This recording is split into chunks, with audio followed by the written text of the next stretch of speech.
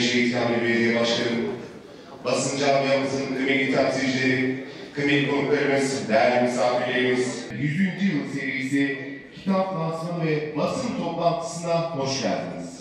Şehit Kamil Belediyesi olarak göreve geldiğimiz günden itibaren Gaziantep'in kültür, sanat hayatına yönelik eserleri hayata geçirmek adına bir başlangıçta bulunduk.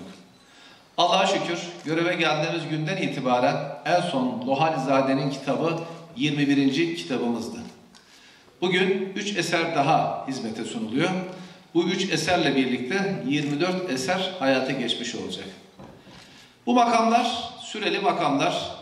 Allah kısmet etti. Vatandaşlarımızın göstermiş olduğu teveccüh neticesinde 3 dönemdir bu koltukta görev yapma imkanımız oldu. Bu süreçler bitecek. Yarın arkamızda güzel şeyler bırakmamız gerekti. Özellikle de Gaziantep'in kültür ve sanat hayatına yönelik olarak yazılı kaynakların bırakılması gerekiyordu.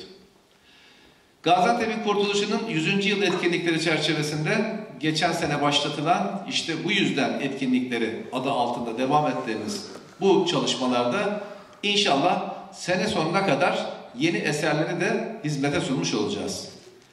Aslında belirli periyotlarla bu işlerde yetkin olan arkadaşlarımızla çalışarak sırf skora çalışmak değil, içerik noktasında gerekli olan eserleri ve uzmanı tarafından hayata geçirilen eserleri sunmak istedik.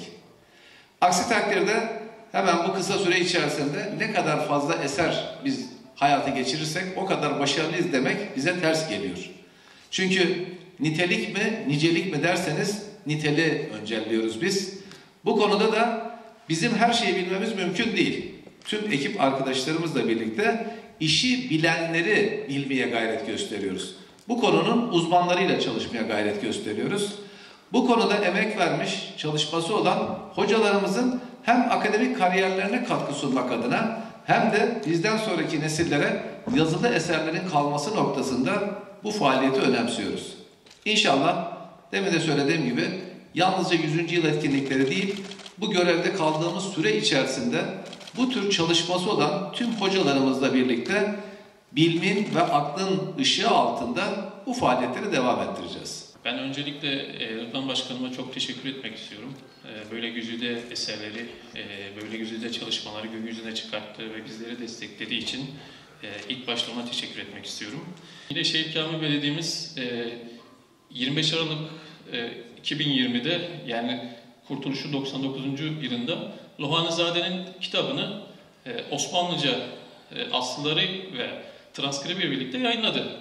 Tabi orada şu var, bu başucu bir kaynak. Lakin bunu herkesin okuması mümkün değil. Bu sadeleştirme kitabında ise 7'den 70'e herkesin istifade edebileceği bir dil kullanıldı. Çünkü biz 1924'te yazılanı 5. 10. sayfadan sonra artık bizi sıkmaya başlıyor. Yanımızda bir sözlük yoksa ve literatüre hakim değilsek. Şimdi tabi Cumhur Bey sadeleştirmesini yaptı. Lakin yerel anlamda kitap benim elimden de geçti. Kısmet oldu bizim de çalışmada bir emeğimiz geçti. Orada şunu gördük. Tabi Osmanlıca'da yabancı isimler ağızdan çıktığı gibi yazılır. O şekilde geçilir. Lohanizade bütün isimleri o şekilde yazmış. Biz günümüz isimleri nasılsa tam harfiyen uygun şekilde onları birincisi yazdık. İkincisi tabi kitap çok önemli lakin dönemin şartlarına bakıldığımızda belki matbaa hatasından kaynaklı, belki Lohanizade yazarken o dönemin ruhunu uygun ya da duygusallığını kattığı bölümler var. Eksik geçen bilgiler var. Bunu neden söylüyorum? Çünkü günümüzde bilgiye ulaşmak çok kolay.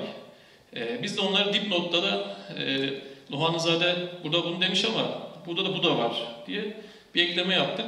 Bu iki kitabın da hayırlı uğurlu olmasını diliyorum. Tekrar teşekkür ediyorum. Sağ olun, var olun. Tabii arkeolojik kültürel mirasın fark edilmesi, korunması ve bunlarla ilgili bilimsel çalışmanın desteklenmesi ki Şehit Kamil Belediye'miz arkeolojik çalışmaları da desteklerini sunuyor zaten.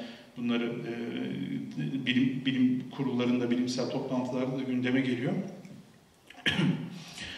Bu anlamda şanslı bir bölgedeyiz.